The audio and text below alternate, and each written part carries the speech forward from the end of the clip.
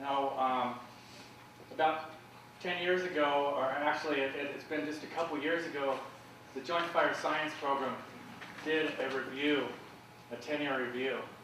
And one of the biggest things that came out of that was social science. Where is it?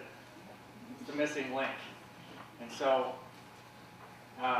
Sarah has really taken hold of that work and been riding the wave for the last few years and really provided some incredible new research on what the public actually knows about fire ecology and what they think about what we're doing. And I think you'll find it pretty provocative and actually refreshing to see what our communities actually know about what we're doing. So with that, welcome, Sarah. You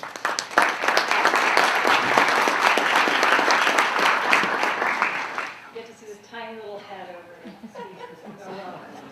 As you can tell, I changed it from fire and people to people and fire to get the priorities straight. But a lot of what you guys look at when you talk about and what you study is the biophysical part of fire. But a lot of what we're talking about here, and when we try to figure out how we're going to get fire in the landscape, is really talking about fire management. And fire management, once you put the management word in there, you're talking about a social process. And so that's why it's really important to understand the social issues. So what I'm going to talk about are patterns that we found. Since Joint Fire Science started in '98 and the National Fire Plan in 2000, there's actually been quite a bit of social research on fire. And out of that has come quite a few patterns that you can identify about how people react to fire and what they think about fire management. So I'm going to be talking about the general patterns that you can find. And this is a map of research sites up to 2006. I stopped adding stars after that because it just started getting complicated. The main point here is to show you that what I'm drawing on is not just fires from the western U.S. It's not just from one ecosystem. These patterns are applicable across these landscapes. In fact, when studies have multiple sites in different parts of the country, one of the key findings they usually find is, there wasn't much variability. So the patterns work across the country. Local context will always shape those patterns, so there may be differences. Because of the local context, you have to figure out how that's shaped it. But the basic patterns seem to be pretty consistent across the country. So I will start with conventional wisdoms. There's a whole bunch of conventional wisdoms about what the public thinks, where the social problem is. And what I've quickly learned is that most of those conventional wisdoms are not terribly accurate. So what's one of them? The first one, they don't understand the risk. If they just understood how bad the fire risk is, they'd let us do prescribed burning, they'd want us to do thinning, they defensible space their houses. They don't get the risk, that's the problem. Well, no, actually they do get the risk. It's really unusual where you have a study where 95% aren't saying, yeah, there's a major risk in the area. There's always going to be a couple people, but most get it. The problem with risk, when we talk about it, is that it's a really complex and actually a very subjective concept. Half the time we're not talking, when we talk about fire risk, we're all talking about different fire risks. How's that different? Well, how we define risk, the traditional definition is the probability of an event times the consequences of those events. Now in fire management, actually, oftentimes when we talk about fire risk, we're just talking pure probability. So we're leaving out one part of the equation. Studies on the public show that they actually think both probability and consequences. There's often, so the technical will be looking at one aspect, the lay might be looking at another part. And then how you calculate that depends on, well, what's the spatial extent I'm considering, what's the time frame I'm thinking about, and what are the negative consequences I'm thinking about. So how you define all those is going to shape what your risk is that you're looking at. So one example of this, how different spatial extent leads to different risk rating, comes from focus groups we did in these 5 locations. And I'm going to be referencing these focus groups throughout the presentation, so this is the locations that they come from. And we asked the people, well, what would you rate the risk of the area on a scale of 1 to 10? And as you can see, they pretty much saw a high area risk. But when we asked them, what's your house risk, it's much lower. And this is actually a very realistic risk assessment because it's a smaller spatial extent. So of course the risk is lower. The other factor that comes into that is what a lot of people said, well, if you asked me 3 years ago, I would have said it was a 6 or 7, but I've actually done a lot of work on my property, and the risk is now lower. So other factors are going into how they're calculating the risk. In each of those locations, we had 3 different focus groups. One of people who lived in the interface, one of people who lived in the intermix, and one of people who lived kind of in town, unlikely to be directly affected by a fire except for maybe the smoke. And what's really interesting on that general area risk rating, it was consistent across all sites. The people who lived in town had a higher risk rating than those people who lived out in the woods, which at first glance was kind of like, well, that's a little weird. They have lower exposure. Well, when you looked at what they said, there were 2 dynamics going on. One is they're balancing the benefits. Yeah, it's risky, but it's beautiful, it's peaceful, my kids can go hiking, I can see deer out my window. And there's a lot of research on how people perceive risk and the dynamics and the psychological dynamics.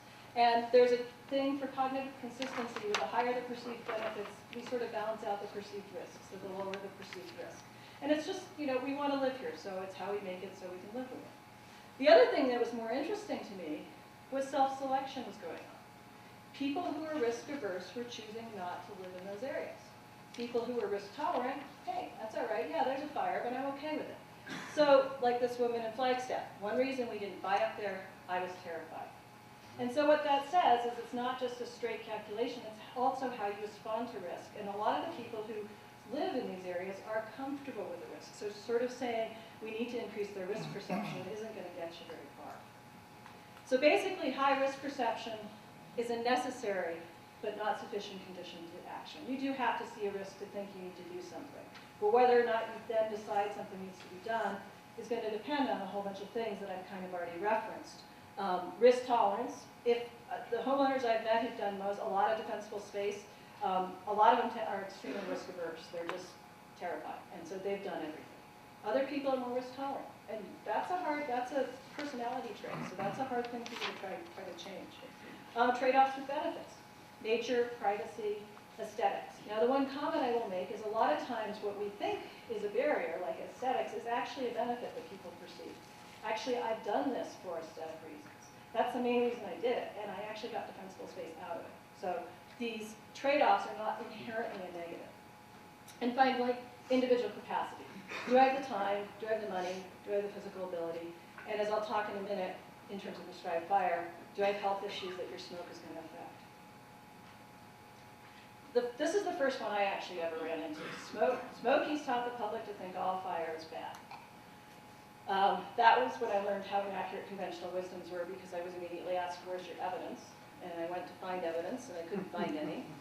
In fact, one of the most consistent findings in surveys is 80% see prescribed fire and thinning as appropriate management tools.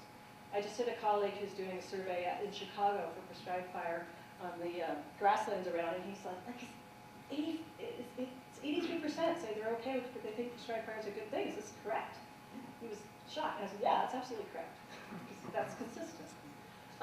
And it breaks down when they ask for degrees. It's roughly 30% are, yes, absolutely, great idea, you should use it whenever and wherever you want. And then 40 to 50% are, well, it's qualified. Depends where you're using it, depends who's doing it. But right there, that says that they have a much more complex view of fire, that it's all bad. And in fact, one of the other consistent findings across studies is that, particularly focus groups and interviews, is that people to actually have a pretty good understanding of fire ecology. And one of the common phrases that they use is they actually have a fairly sophisticated understanding of fire ecology. Most of these studies I will qualify are people who live in fire-prone areas, so they have more exposure. However, there are a number of studies that are national, and there's even one which used Chicago, and they didn't really find significant differences between these locations. Okay, there's a whole bunch of demographic. There's certain groups of people who are the problem. It's all these new people moving in. They don't get fire. They've never dealt with it. They're a problem. Well, there's no evidence in surveys and responses and actions that people take that shows that new people are consistently more or less likely to do something. Some places yes, some places no. And part of the dynamic going on is 60% of moves in the United States are within county moves. So those new people on the block aren't necessarily new to the area. They just moved from someplace else, a different neighborhood. They have the same fire exposure. 20% are within a state, and then only 20% are out of state. So those new people aren't necessarily new, and in a lot of the western states, those new people from out of state are often from California, which has defensible space ordinances. They bring those with them, and they're often the people who instigate more proactive activities in the community. The other dynamic that's going on is confirmation bias. And this is a psychological dynamic we all engage in, where once we formed an opinion about something, we tend to discount information that contradicts it and give more credibility to information that supports it. So think about your favorite cable news network, and then think about the opposite one and what you think of what they have to say. And that's basically confirmation bias in action. We tend to think the other one is full of it, and the one you listen to is on target. So that means that people who've lived in an area for a long time have formed an opinion about what the fire problem is, what appropriate response is, what they need to do, what agencies need to be do. And when they get new information about it, they're likely to be like, no, I've formed my point of view, and they're not receptive to it. Whereas a lot of times the new people, they know they're new. They know they don't know what's going on, and when they get new information, they actually pay attention to it. In a place in Wisconsin where I went in and interviewed homeowners after a fire, the one homeowner who'd done everything was the newest homeowner who'd gotten a fire-wise brochure 3 months after moving in, and he'd done everything in it, and his property was basically untouched. There were other people who'd lived there 20 years, and they were like, we've never had fire. Why would I do something? So it's not inherent with the new people, nor is it inherent with those part-time seasonal people who don't get the fire risk. If there's evidence that they do less, which there's some evidence, but again, not consistent, it's about time. I don't have time. So this is again from Wisconsin. In this case, you can see that the seasonal homeowners, a higher percentage, indicated they were doing vegetation management. And I will also say that this is pretty consistent, that about 2/3 of homeowners in surveys across the country indicate they're doing vegetation management on their property.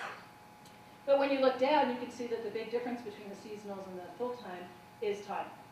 I don't have the time. I'm only here on the weekends. I'm not going to spend it knocking around in my vegetation. I'm here for 2 months in the summer. I really don't want to put up with smoke from a spray burn. So it's more of a time issue and not a knowledge issue for that group. People don't take responsibility. I think this is the dominant one I'm running into these days of how do we get these homeowners to take responsibility? This is again one of those ones that I can point you to over a dozen studies that show that they do take responsibility. They say living out in the woods as their choice. So this is from a survey we did a couple years ago in Ventura County, Alachua County, Florida, and around Helena, Montana. And we asked them flat out who's most responsible for protecting property from wildfires. And as you can see, in every place but California, it's mostly on the homeowners.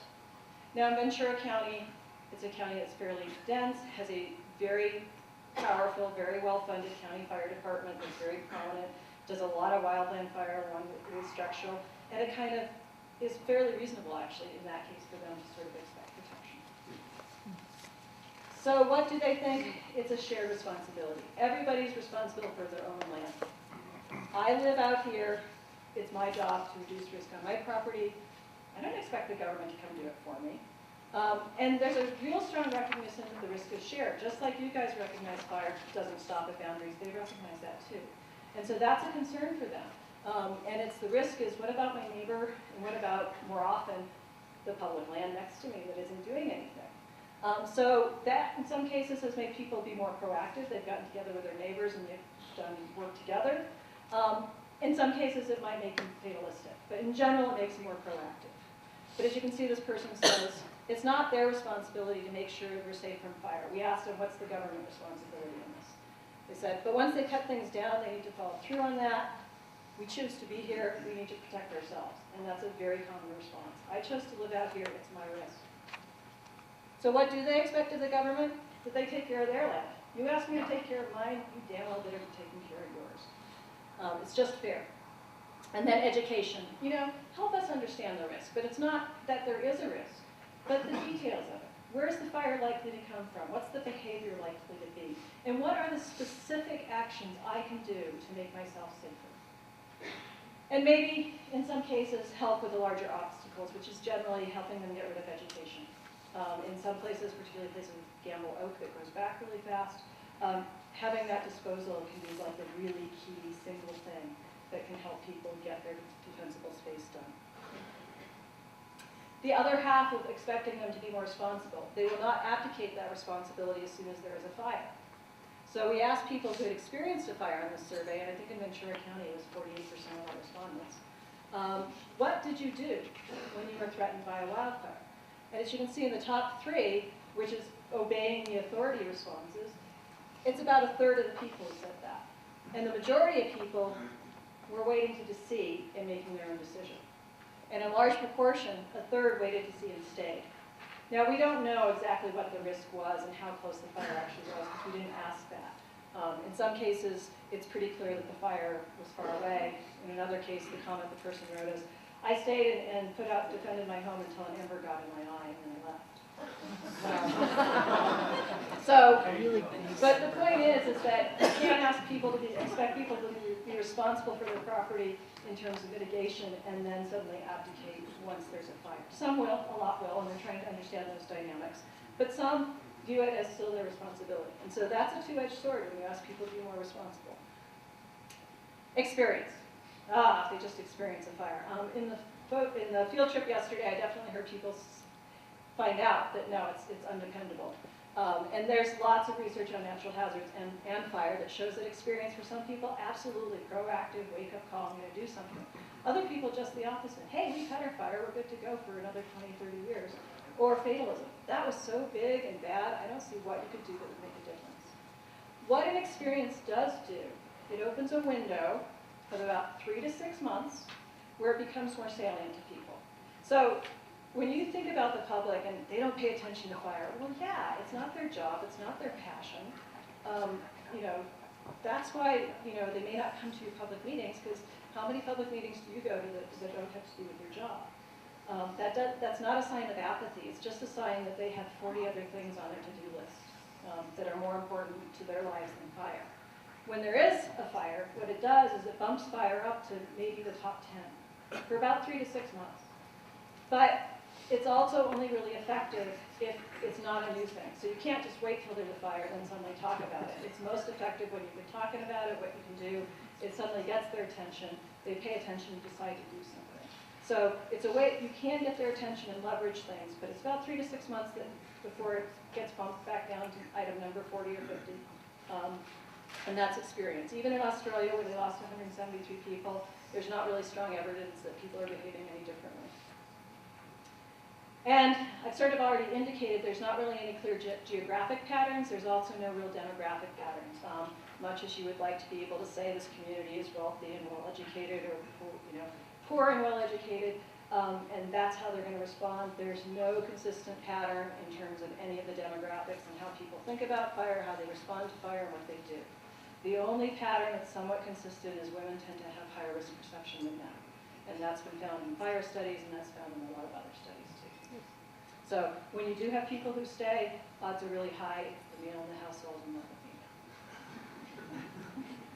So other conventional wisdom that we don't necessarily have data on, but which I like to touch on in terms of some of what other research and thinking says, it often comes up, and Dawn raised it early this morning about it's a land use problem. We can't let people build out there. And I agree that this needs to be part of the conversation, but we also need to be really careful about over-focusing on it, because where are you going to have people build where there isn't a hazard that their house is exposed to? By that kind of logic, no one should live in California, basically. Earthquakes, landslides, rainstorms, flooding, fires. There's not a place in Southern California where you can build a house that's going to be safe. So there is no safe place. So I think it's as important to talk about land use is to talk about building codes, which is really one of the ways that you can make your structure safer. And then insurance. We frequently are saying, oh, God, if insurance companies just got involved, that'd solve all our problems, that nice external magic bullet. I've done a lot of talking to insurance companies, and I'm here to say, give it up. The structure of the insurance industry is just, they are another player. They are another place of education. But because of they're highly regulated, they're highly competitive, which means that they can't really change their rates very much. Of your insurance policy, 80% is liability, so only 20% has to do with your hazard.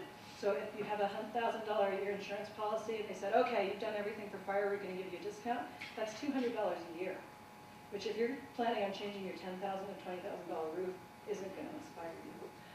Nor can they raise rates much because it's highly competitive. Somebody else will come in and offer a policy. The most that they're going to do is basically the full-on, we're not issuing policies in this area anymore. But odds are high there'll be another insurance company that will come in and issue a policy then. They are getting more involved. The other part is their liability from fire, pretty minimal. The single biggest incident natural hazard claim in 2006 hailstorm in Indianapolis, 1.6 billion. So the exposure from fire is just not enough to really get their attention. It's getting there more, but their view is we're one more education. They want to be involved as an educational tool, and for some people that will be the key. For a lot of people it won't. All right, so I've been talking all these things that we'd like to fall on and where the problem is and saying, no, sorry, they're not right. So what does shape public views? Well, Philip got it this morning, understanding. The more they understand what you're doing and why you're doing it, the higher the acceptance is. Really strong link across numerous studies, statistically significant between knowledge and acceptance of a treatment method. This is just one example of those dynamics from a study in California, Florida, and Michigan. California, defensible space ordinances, not a lot of prescribed fire. Florida, lots of prescribed fire, no defensible space. In Michigan, fairly frequent prescribed fire and not much defensible space. Now, it's worth paying attention to the area where Michigan study was for result, for those of you who know the Michigan area. How's that play out in results? Well, unsurprisingly, a lot more vegetation removed on people's property in California, but also a much more positive attitude about defensible space ordinances, which, there's always an argument that people are going to be against them, but we actually find that doesn't really hold. And then in Florida, most prescribed burning, also the highest positive attitude towards prescribed burning. Now here's the anomaly. Michigan had more prescribed burning than California. This is one of those local context ones. Where we did the study was on the Huron Manistee, right where the Mac Lake fire had occurred, which is a state prescribed fire that killed a firefighter and burnt down, I think, 44 houses. And even though it had taken place something like 15 or 20 years before the study, it was still fresh in people's minds, and it had just built in this huge distress of prescribed fire. So that's how local context will shape these patterns. Another example in Massachusetts, knowledge most significant predictor of support for prescribed burning. Some knowledge less likely if you think it's too dangerous to use, be concerned about its use near homes, and be concerned about issues like smoke, appearance, wildlife habitat. I did a study in Incline Village, Nevada, and found very, very similar results. Ecological benefits are particularly important in acceptance, and that's, I think, the key for you folks, is what you do is actually what people care about. They care about the ecology. Prescribed fire, a couple different studies in that California, Michigan, Florida study. In 2 of the states, belief that it improved wildlife conditions had a positive effect on approval. In a study in Oregon, smoke was seen as acceptable if it helped the forest health. And then in a study in Washington State, which I think is one of the interesting ones, where they did focus groups, and they actually recruited an anti-smoke group, people who had protested against smoke in the area. And even in that group, as participants learned more about the ecological benefits of smoke, or the prescribed burn, they began to think that the smoke was okay. Not just the prescribed burn, the smoke, and that has one of my favorite quotes from any study, which is a participant from the anti-smoke group said, the more I'm learning about the ecological benefits of prescribed fire, I'm beginning to think that smoke is okay. It's really pissing me off. So, didn't really want to, but he had to recognize that there were trade-offs. So support, a lot of times, has nothing to do with what we're talking about of reducing the fire risk. This is Minnesota, Wisconsin, and Michigan. When we asked them what's the most important thing in managing forests, 40% it's managing healthy forests. Only 12% was fire risk reduction the most important thing. Now, prescribed fire has 2 additional variables that shape it, which will not surprise you. Concern about escape. In Vote and Winter study, which was Michigan and Florida and California, we subsequently added Missouri. In all 4 sites, concern about escape was negatively associated with acceptance. But in those focus groups I talked about at the beginning, there's an indication that part of the problem may be that they're getting a select sample. So we asked them, how would you feel if agencies started doing more prescribed burning? And in most focus groups, the answer was, no, it's a bad idea. Well, why? And they say, well, they can't control them now, can they? And then in almost every single focus group, someone in the focus group would say, but I think they do. I think most of them go right, and we just don't hear about them. And they would have a discussion. And as they sort of discussed it and sort of realized, I think you're right. I can't believe that every single one goes wrong. And once they realized that most went right, they were like, oh yeah, that's okay. Go, they should be doing more prescribed burning. And you can see from these quotes, 5% goes out of hand, or even 10% goes out of hand, they seem to be okay with it. So that's also that other side of the coin, is how do we do a better job of communicating our success. Smoke. Smoke is definitely an issue, but it's primarily an issue for health reasons. Otherwise, it does not seem to be a major issue to people. Very consistent across studies. If it has a question saying, do I have a member of my household with a respiratory issue affected by smoke, the answer will be somewhere between 28 and 38%. And I actually was so consistent, I talked to a demographer, and once you add up the pulmonary disease rate for the country, the emphysema, asthma rate for the country, it is roughly a third of the population does have a respiratory issue. So for these people, smoke is incredibly important and very, very salient. And so they're going to be quite vocal about it. But even those groups, as that anti-smoke guy said, can understand. And there are indications that there is an understanding of the long-term trade-offs. That there's a recognition that, well, prescribed fire smoke now might be less, and hopefully you will manage it. And that's better than smoke from a wildfire, which won't be managed and can go on for a long time. I just like warning so I can make arrangements. So I can get out of town, I can not plan my family picnic. Those kinds of things is what people want. And an example of this dynamic comes from a study we did on one of the fire surrogate sites on Blodgett, where they had different groups come in and tour the different treatments. And after that, we gave them a short little survey asking various questions. And we asked them to rate their preference for different treatments, and then we asked them to rank how important different variables were in their decision about treatment preference. And so the lower the bar, the more important that variable was. So unsurprisingly, the two most important things in their considering for treatments was forest health and reducing fire hazards. All right? So what's next? Wildlife habitat, erosion, cost-effective, control as escape. Okay, we still haven't gotten to smoke. Where's smoke? Least important, even after recreational opportunities. Now, the manager I worked with on this looked at this and said, your data is just flat out wrong. I don't have people yell at me because of recreational opportunities. I don't have people come yell at me because of this inequality. I have people come yell at me because of the smoke. Well, this is the mean. When you looked at the distribution of answers, it basically worked out that 30% had indicated it was very important, and everybody else was in the not very or not at all important category. So it sort of shows that there's this proportion of the people who, for them, extraordinarily important. But it is not the majority. The other key factor, trust. Do I trust the person implementing the practice? In both study, trust was a significant predictor of approval on all 4 sites. Quite a few other studies find very, very similar dynamics. This is a more recent one, Oregon and Utah. Trust in agent managers to use a practice to reduce fire risk. And to me, kind of what's interesting is the trust levels sort of parallel that acceptance levels. Thinning generally has slightly higher acceptance levels than prescribed fire, although not always. And there they have full acceptance, 53%, and the prescribed fire full of 40% and moderate at 42%. And in this study, they did a lot of statistical looking at relationships and different variables and demographics. The only variable that was significantly related when you did a linear regression was, do I trust the person implementing the practice? That was a significant predictor of whether or not they approved of the practice. So basically, trust is really important in acceptance. Provided it's done by knowledgeable, that's part of the trust. We want to know what they're doing. There's a definite preference that they're locals who are familiar with the area. That's sort of a shorthand for them knowing what they're doing at some level, that they understand the fire dynamics and the wind behavior and all that kind of stuff.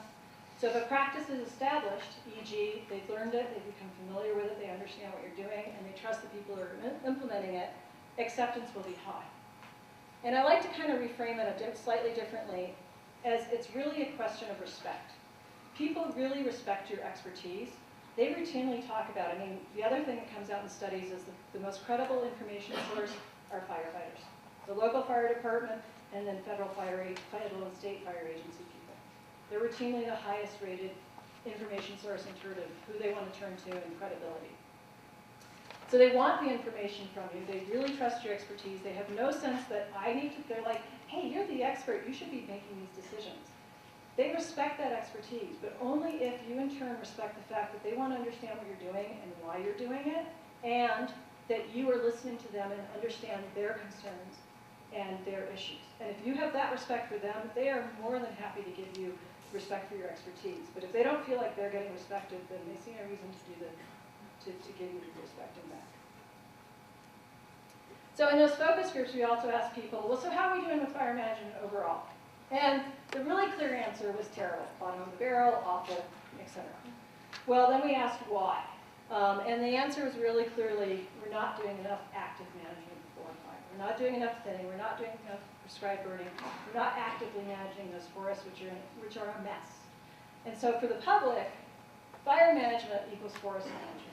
There were a few things that were brought up about actually fighting the fire, but the majority of the improvements to be made were pre-fire forest management, land management issues. We also asked them about wildland fire use. When we did this, that was the dominant term.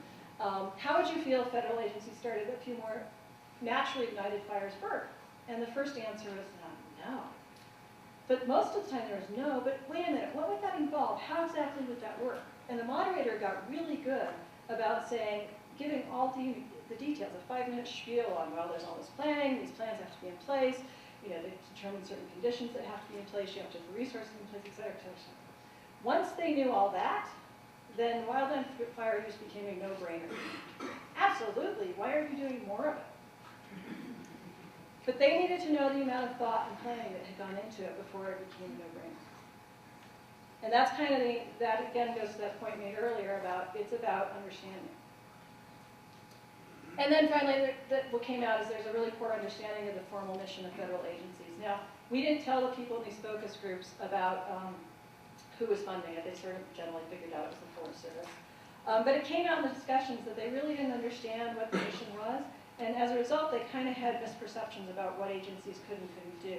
And yes, it was the Forest Service, but a lot of other studies have shown that in general, the public does not differentiate between the land management agencies. So most of what might be about the Forest Service, I think, is applicable for the other agencies. So I'm going to quickly touch on communication, because that's part of this going out and building trust. There's a huge amount of work about how do we change behavior, how do we change social norms.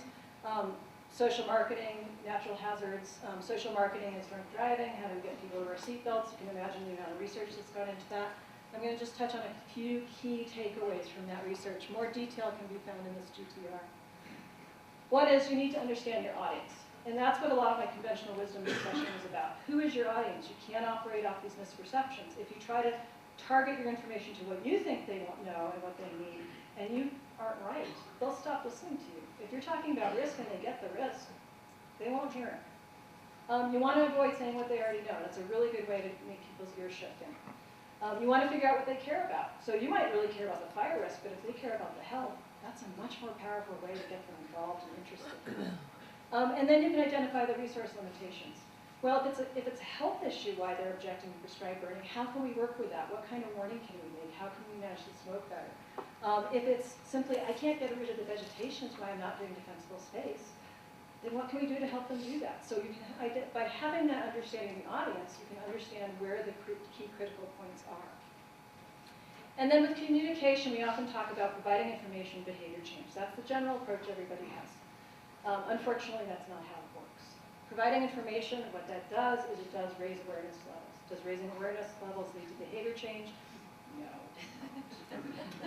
So Smokey Bear actually is kind of mostly about raising awareness levels. I shouldn't start fires. It's pretty straightforward. That's why he's very effective. So how do you change behavior? Mass media, we really like the idea of mass media. It reaches a lot of people, not too expensive, not so great at changing behavior. Really great for raising awareness, not so great for changing behavior. Brochures are the one exception when they're part of a more comprehensive program because they have the level of detail that when somebody has decided to change behavior, they can then go get the brochure and figure it out. What does change behavior? It's talking to people.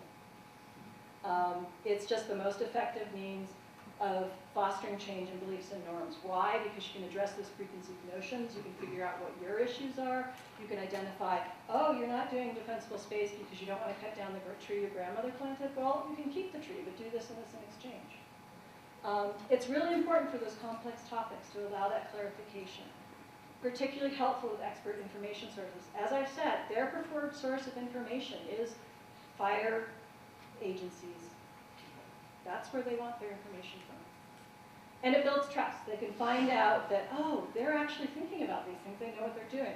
I can point to more than a few interviews and studies where somebody says, you know, they started doing more prescribed burning. I hated the idea. That was a terrible idea, just stupid. And then I went to a meeting, and the district ranger was there, and she was talking. And then I talked to her afterwards, and I've gotten to know her a little bit. And she really knows what she's doing. And I'm still not thrilled with the idea, but I trust her and that she knows her job and she knows what she's doing. Okay, so where does all this go? Basically, the model we tend to have is fire risk is acceptance. If they get the risk, they'll do the acceptance. No, it only has a marginal effect. What matters in the yellow are the key dynamics. Understanding is key to acceptance, particularly ecological benefits. Some of the concerns they have will affect acceptance, but that can be influenced by the understanding. So they might be concerned about smoke, but understanding can mitigate that. Trust is the other key variable shaping acceptance.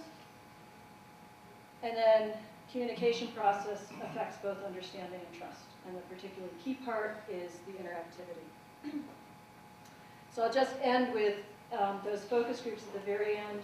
The moderator said, okay, if you haven't figured it out, this has been sponsored by the Forest Service, and I want to go around the table and have each of you give one piece of advice. So this is 3 focus groups in 5 locations, over 180 people. This is the advice by how dominant it came.